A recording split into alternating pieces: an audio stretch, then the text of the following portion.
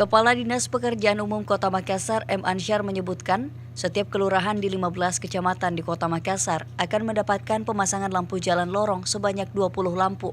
Selain menyasar lorong baru, pemasangan lampu lorong akan dilakukan secara bertahap sesuai hasil survei lingkungan dan berdasarkan keluhan masyarakat. Pemasangan lampu lorong diketahui sejalan dengan program Wali Kota Makassar Muhammad Ramdan Pomanto, yakni Singarakna Lorong Tak, yang menargetkan pemasangan 10.000 penerangan baru. Proses kan begini, setiap tahun semua kecamatan dapat, semua kelurahan dapat. Jadi 2019 ini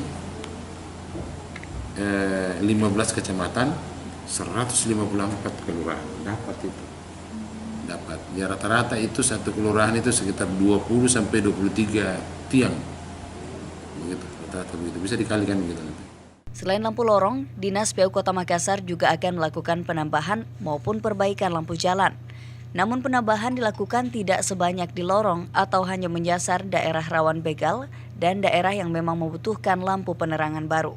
Musdalifah Lestari Rauf, Fajar TV dan Fajar Radio melaporkan.